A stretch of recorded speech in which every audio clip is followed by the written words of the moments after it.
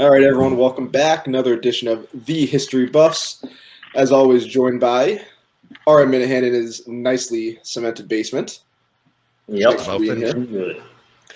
Ned Snark and Twitterless Austin. So, gentlemen, thanks for being back. I know we've had a little hiatus here trying to make the times work. We're going to go on Friday, and then what did you do? I cemented my basement.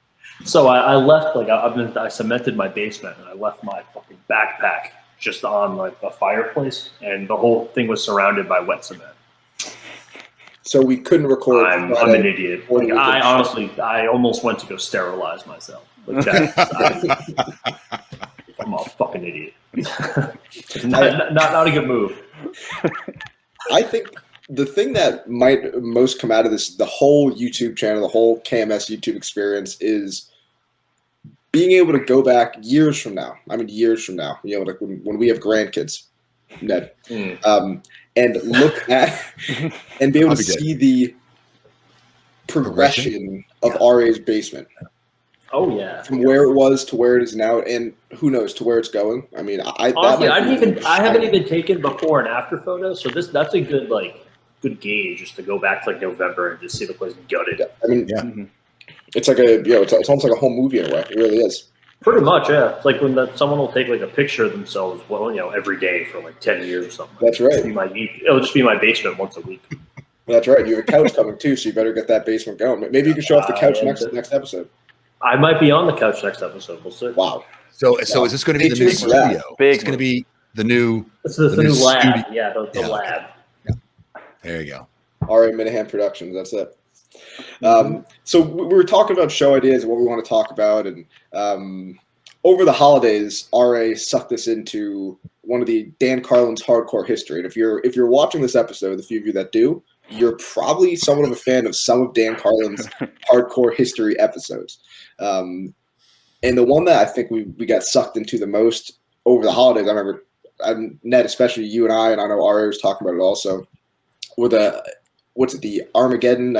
Blueprint for Armageddon. Blueprint for Armageddon. Which is basically, Carlin going through World War I. And, we're talking, 4 or 5 hours, 6 episodes. I mean, I crushed it in probably a week. I mean, just, especially with no KMS, with none of that. I mean, I had nothing to do but listen to Dan Carlin go. And I mean, I love it. I can't get enough. And I know R.A., Ned, Austin, you guys are the same way. We're kind of talking. And we're like, well, Ned, were you the one listening to it again? Yeah. Right. You were listening to it. I'm listening. I'm in the middle of it too right now. Right. I'm on episode 2 right now. Yeah, and that's something. You got like 18 hours to go. Yeah. Yep, I know. So basically, we're all listening to it. We said, let's just give World War I a talk. It's on our mind. It's something that we're going to do our best not to just recite Carlin's best lines here, but I mean, it really is a fascinating struggle. And especially some of the stuff he lays horrifying. out. Yeah, horrifying is a good word for it too. It just puts death at like such a level that's like, oh, well, there's another one. It's like just shells dropping and just. Yeah, you can't the numbers. You can't even like quantify the numbers. And they're just. He's like, yeah, I don't know, 500,000 people died. It's kind of like, oh, but you can't really like even visualize that. Right. It's really interesting to hear like the last time, like the thing that stuck out for me between the Napoleonic Wars was the last time all the great powers of Europe went to war, and it was like a gentlemanly thing, and everyone was all happy to go to war. Was Napoleon had 1,200-pound cannons that fired like 12-pound cannonballs. These artillery that the Germans wheeled out the first day of the war, 18 inches, shot 1,200-pound shells. Yeah. They were firing Napoleon's cannons. The pound of the the pound of the cannon. Yep. And by the end, they were shooting a Volkswagen Bug over a mile or more. Oh, a mile! They were shooting like 40 miles. Yeah, some of them were going 15, 20 miles. They were deck guns from ships. Mm-hmm. That's true. Yeah. They were unbelievable. They were shooting them 40 miles. Like it's unbelievable going from a cannon to that. Well, right at the beginning of the war, he talks about the Belgian forts that the Germans are trying to storm because, not to get too much into it, but the Germans are basically trying to go around the French and get behind them, and to do that, they have to go through Belgium. The Schlieffen plan. Schlieffen. Which is just going to use Belgium as a doorstop and just kind of go around France. Fast. Yeah.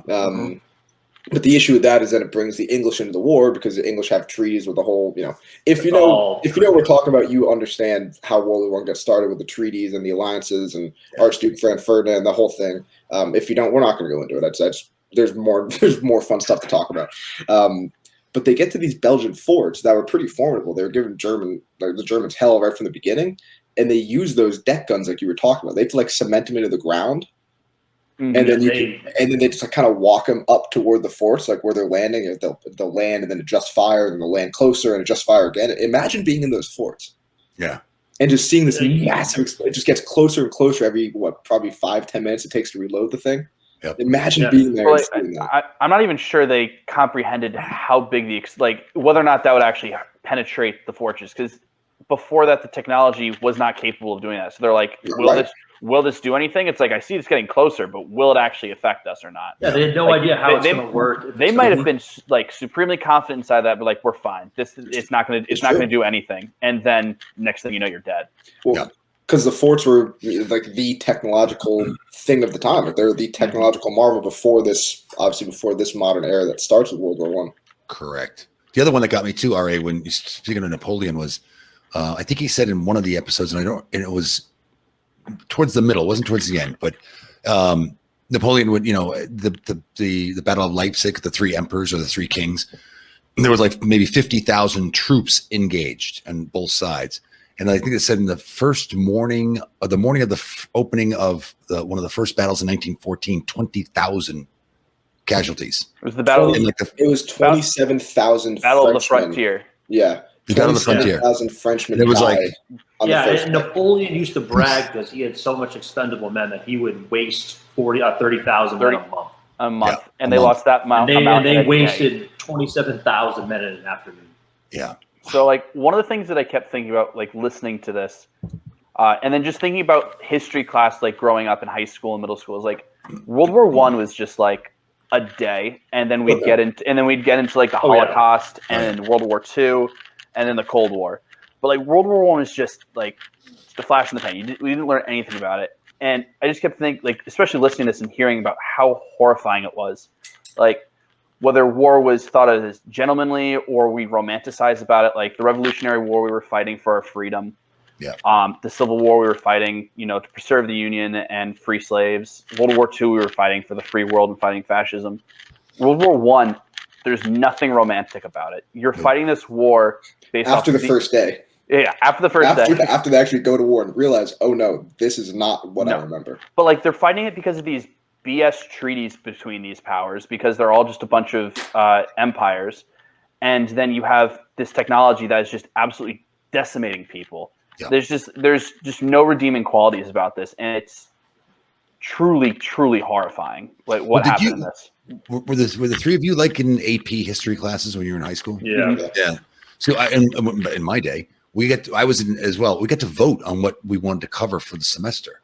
So there was it was only 11 that's sweet. class. No, it's way too standardized to do that now. He gave us, the instructor gave us, these subjects that we're going to cover from the entire semester from August until Christmas. And we picked World War I. We did not have that option, but I don't even, do you remember, KDL, what World War I was like in AP? Because I really don't, I don't remember it. The issue is, they care so much about you start in AP with Roanoke, basically. You're starting in the early 1600s, if not even late 1500s with the U.S. And by the time you get to World War I, you're worn out, and you're also really the only thing that matters in that class is passing the AP test. Mm-hmm. Yeah, maybe. So we did AP U.S. history, so it really only focused on the United States. That's World War I, which was that's what we were in as well. Yeah. Yeah. See, the AP classes we had, the standard was, if you were in the regular history classes when I was in high school, you had U.S. history from colonial till 1861, and then you had 1861 to present. So before I get into the AP class, I took I know, right? The second, it was geez, that's a long time. But I wrote a paper. They didn't have an entrance test. You had to have 2 consistent A+ scores in history. So I wrote an article on the Civil War and submitted it to the AP instructor. He allowed me to get into the class for the following year. But it was being in heaven. The three of us, we would have loved it. You're 15 years old and like, all right, now this is the shit I can sink into. I don't need to know about who signed the Declaration of Independence. We already know that. And it's funny because they picked and he did it kind of the same way that Dan Carlin did it, where he did go back to like the Treaty of Versailles that ended the Napoleonic Wars, and he's like, the war started there. The World War I started here by trying to stabilize a peace, and then Germany. That's why Carlin did such a great job. But I think he lays the groundwork really for everything. Oh yeah. Kaiser Wilhelm was an asshole. Yeah, Kaiser Wilhelm was. I do like how he goes into like how it was a mediocre roll of the monarchy dice. Yes, I like that. He talks about these autocratic, the Tsar Nicholas II, and like you're saying the Kaiser, and how they're just below average human beings. Like they should be shoveling manure pretty much. And it's amazing because think about how long Europe was under that system for. Literally since the Renaissance, we're talking 400 or 500 years. And think about what was. There's a good book called Royal Babylon. It's a short read, but it just goes into Royal Babylon, and it shows just how fucked up European monarchies are, and they highlight just like the worst of the worst, just like the most insane people. And they're like, this is what happens when you have. If you KDL Germany was only unified in 1870. No, I know, but I'm thinking about like France, Spain, Portugal, England, all had these absolutism monarchies going from 1500 at the latest on, and they accomplished, scientific revolution. They accomplished age of exploration, colonies, new world. I mean, it's amazing what was accomplished when, like you said already, it's literally just, if you have a good leader, your country's going to be in a good spot. If not, you're screwed. Yeah, but if you look back, like how often were these, subpar monarchs actually in rule for? Because I feel like most of the time they would either get killed by their supporters, or like there would be some sort of revolution, they'd be ousted, and then you replace them with somebody else. Depends if you're absolute. Not really. But it would be because if you had a really, you go all the way back to Rome, dumb it was like that you would have someone behind the scenes pulling the strings, wanting to keep power. Yeah, that's fair. Anyway, back to World War One. Back to World War One. So we'll talk in AP class. All that happens. And then we get to World War One. Okay.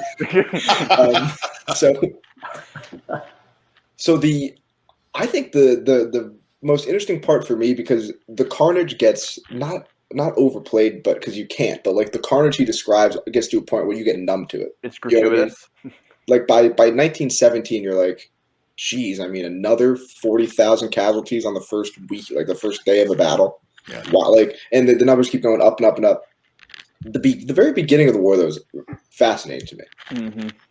Why didn't the Germans go to Paris? And this kind of going to lead into our question, which is basically, did the Germans lose the war? Because Germans lose, have to sue for peace eventually, and then that leads to World War II. Again, we're not going to dive into that, but did the Germans lose the war? Did the Allies, hold off long enough and actually win the war?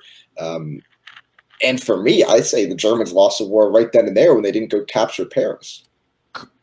Correct. Like that's my thought. I thought the Belgian forts, when they got held up, their plan was to get to France, to take France quickly, because Germany didn't have the resources that the Allies had, and they didn't want to fight a two-front war. And they didn't want to fight. That was right. They didn't want to fight. They had banked on Russia not being ready, not mobilizing quick enough. They mobilized.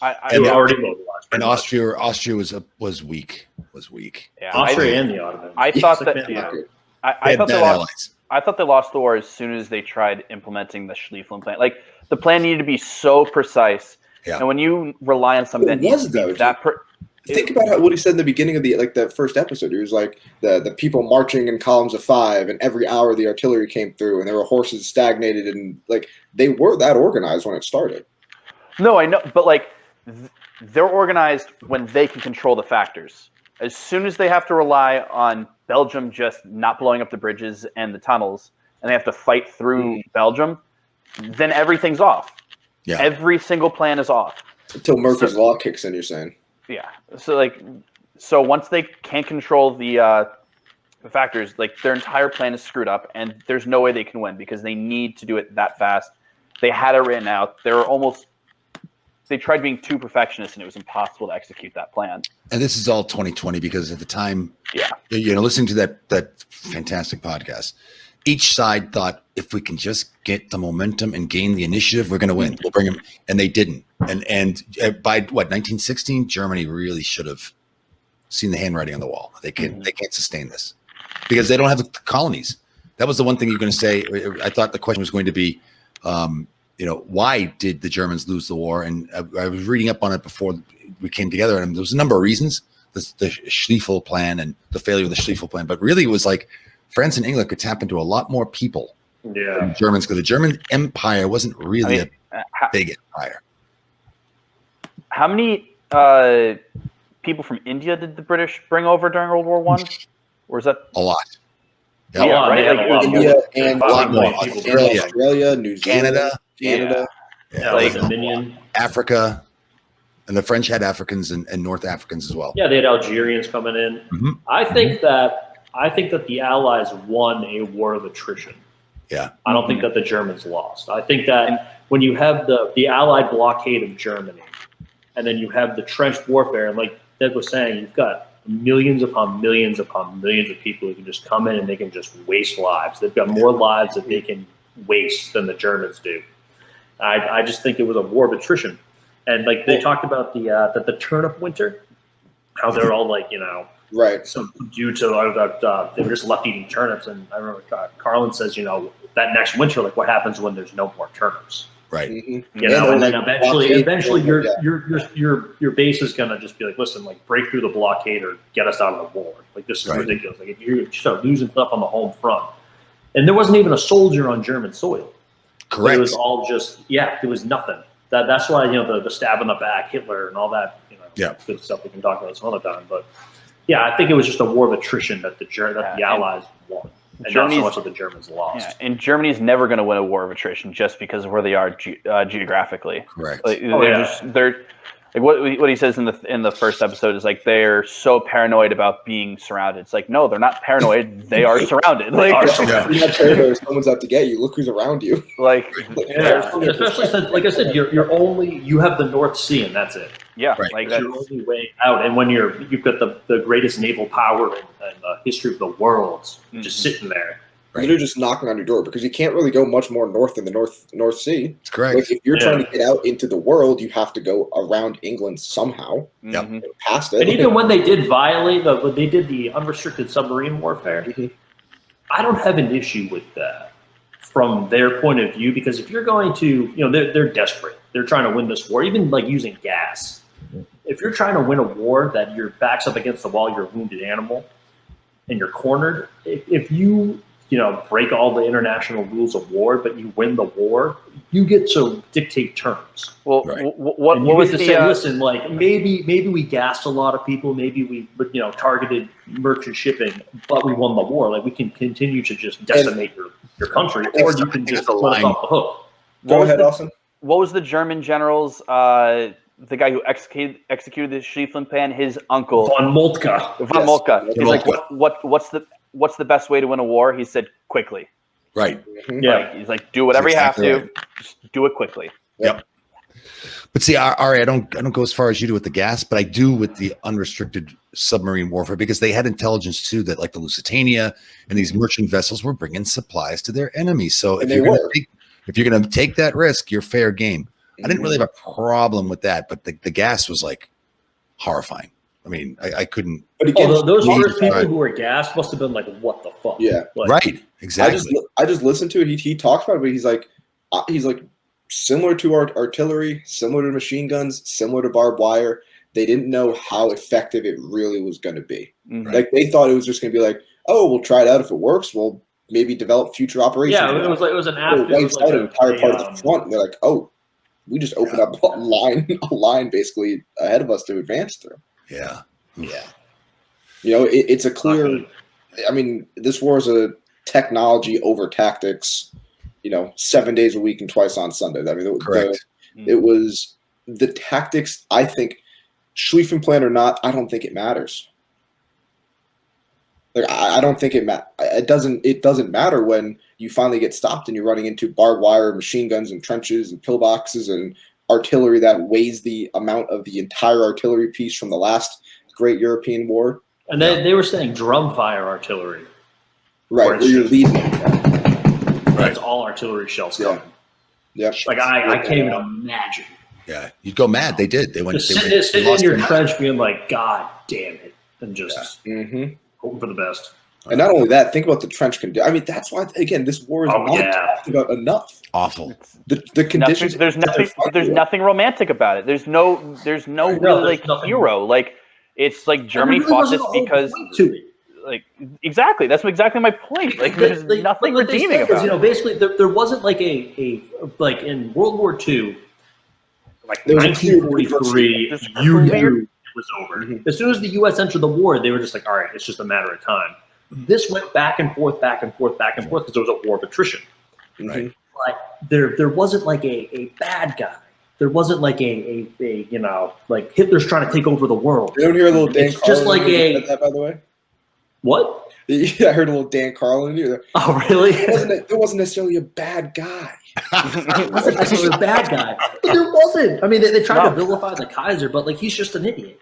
He was an idiot. Actually, Kaiser, they did say that if it wasn't for Hitler, Kaiser Wilhelm would be like the most despised person in German history. Yes. But there wasn't like a you know, a good like thing to get behind, and like, you know, they're torturing the Chinese and like, they're killing the, you know, just like Hitler's trying to take over the world and all this other stuff. There was just a bunch of treaties, like Austin said. It's Europe trying to flex its muscles. And I mean, like the only thing that you could millions of people dead. Like the only thing you could possibly maybe like compare to that is what the Germans did to the Belgian people. Right. But like he also says in the pocket, like that's kind of just German culture. They're very they're very strict. They're strict. It's like we told you not to do this, and you did it. Okay, you're gonna pay for it. Like like I feel like that was definitely more of like cultural blinders than okay, we are going to brutalize civilians. One big that was. Go ahead. I'm sorry, KDL, but that was a big morale PR campaign here in the U.S. was I don't think he talked about Hun, right? The baskets for Belgium. American women would make baskets of foodstuffs and whatever to send to Belgium because they're innocent victims of the Hun army. Right. Now, I was going to basically say the same thing with, you know, propaganda, and the Germans lost the war very early on from a PR standpoint. Like they were made out to be the bad guys, and easily so. But from the German perspective, you're standing there like, we told them not to blow up the bridges. Like we're at war. We said don't blow up the bridges. Yeah. They blow up the bridges. What are we supposed to do? Right. And you see the same thing with what they talked about, like the Zeppelin bombings and stuff. Like we're trying to hit these civilian, we're not trying to hit the civilian targets. Right. They're just there next to the factories you're trying to hit. It's just not so accurate yet. We're working on that. Right. Yeah. We're working on it. And they did work on it. They figured for the Second World War, let's just load up 100 bombers with, 50 bombs each and just destroy entire cities. Then we can't miss the factories. Yeah. But you see that with the submarine warfare too. Like the unrestricted submarine warfare, again, sinking the Lusitania. There were military supplies on that ship. Of course there were. Absolutely. But again, the perspective of it is you just killed 100 Americans. Right. Innocent. But even then, Wilson didn't do anything at that point. No. Nope. He was just like, oh, whatever. Even the Zimmerman note, he was like, well, that got the ball rolling faster. And boy, was that stupid of the Germans to do that. And then they admitted it. And then what, he doubled down? Did he say that? Yeah, how crazy is that? They admit they're like, I did like that. But we just want to, and then it's like, then asked again. They try to justify it away. Yeah, they try to justify it away. Like, well, yeah, I mean, we do want Mexico to attack you guys from the south so you don't come attack us. But, like, it's war. I mean, we're trying to just get an advantage. Like, what's the big deal? They're just trying to win. Again, Germany had a very right? different... I mean, PR, the PR guy for Germany should have been fired very early. Right, exactly. Oh my God. That much is true. Mexico's idea was sending Pancho Villa, over the border. Yeah. Right. But then a part of it too, the big one that got the U.S. into the war was the Russians really leaving, because that war that would have been over a year earlier if Russia held in, because Germany again it would have been the war of attrition, but Russia gets out with the Russian Revolution, and then all those troops that were fighting over there just get shifted over to the meat grinder. And the Germans send Lenin through the border. Yeah. Ship him right through. Yep, because you know why? Maybe this revolution will knock the Russians out of the war. What could go wrong? Intellectual contagion. Yeah, Yeah. Which, by the way, spread in Germany, right? Yeah. You got the little, It spread everywhere. It spread all across Europe. Hell, there's a Red Scare in the it U.S. spread after the everywhere. war. Yeah. That is interesting how he phrases that too, with the intellectual contagion. Yeah, he said it was a type of biological warfare. Talking about communism, Bacteria- the communism ideals and stuff, right? Yeah. Yeah, it's a type of biological warfare. Yeah, that's well put. Yeah, so I mean, we can go on and on a bit with this for hours. So what do we think, though? Germany lost, Allies won. Let's give me your big reason why. All right, we'll start with you and go around. I just said that the Allies won a war of attrition. And that's what they had more manpower. They had the blockade. It is interesting though that the British didn't want to sacrifice any of their huge battleships because of the submarines. Right. Now they've got this thing that takes like 2 years to build, and it's the dreadnought, yeah. Yeah, it takes 2 years to build, and it's like millions upon millions of dollars, and like a friggin' little thing of aluminum just shoots a torpedo at it. Right. And that's it. Mm-hmm. So it was interesting that they just anchored those things away. But I think it was inevitable. It was a war of attrition. They got more resources. What if the U.S. didn't join? What if the U.S. didn't get in? I think it would have dragged the war on, ending the same. But you forget though, the same ending because you've got 500 million people in India. I don't know though. But in 1918, the Germans almost break through if it wasn't for the U.S. the first expedition. All right, so they take France. They're going to have to take the UK. But I think both sides were so spent at that point, though. If they captured Paris, it would have been over. I think they would have had. You can play the what if game all day, but yeah. Well, I mean, yes. Do you want to speculate already? Or do you want to just twiddle our thumbs and look how would you like to do it?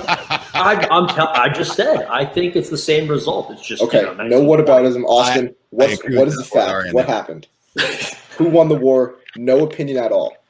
Tell me right now. No speculation. Any facts. How dare you? No. How dare you? Like I said before, I think that the Germans lost the war. As soon as their plan needed to be so precise, and that if anything veered off plan, it screwed everything up, and they weren't going to be able to recover from it. I don't think they left enough room to make adjustments, and that's why they lost the war. Yeah. And then my feeling is that they had to have their initial plan succeed and go off as planned, and it didn't. And at that point, they're in for a penny, in for a pound. As I said, the empires of the other two nations, they had not unlimited, but they had a lot more bodies to throw. Whether it was through the Commonwealth or outright, colonials, they had a lot more bodies to throw, and they could just drag it out longer. So, and who said it after the Germans had to push back because they left that flank open right by Paris? They didn't capture Paris for whatever reason. Leave their flank open, and these British and French soldiers just kind of shoot through the middle of it and force the Germans basically to pull back and create the battle lines that were there for most of the war. Correct. It was von Moltke who said we just lost the war, basically. Like, this war is now unwinnable. I mean, it might have been. I remember one of them did. Von Moltke had a breakdown, so it made him lose at that point. Yeah, right. Yeah, you got generals being fired and von Moltke crying in a field position within a month of the war starting. Again, because you had absolute monarchs. It's crazy. Czar, and later on in the war, the Tsar actually takes the field himself to lead his troops. Imagine being the senior general going, right? What the hell is this guy doing here? Right. But you didn't have Wilhelm didn't do that, but he was sacking these guys left and right. Mm-hmm. Mm-hmm. But no, you can't have. You need if you need a monarchy, you got to have a constitutional monarchy. You can't trust these absolutism. Doesn't work. Right. Yeah. A hot take. Yep. Hot take. Hot take of the night. Absolutism. Bad. Absolutism doesn't work. It's not good. God, all right, get your camera fixed. We can do those banners. That would have been a good one. No kidding. All right, gentlemen. Any final thoughts on World War I as we wrap up? I mean, that was pretty clear, concise half hour. So that's about all you need for World War I, right? I think we did it all. Yeah, that's all you need. Not good. Basically, pretty much. Not good. It's not good. Not good. Not good. Not good. Not good. Not good. That's it. Not good. Final word from Austin. World War I. Not good. Not good. Talk to you next week. Not good.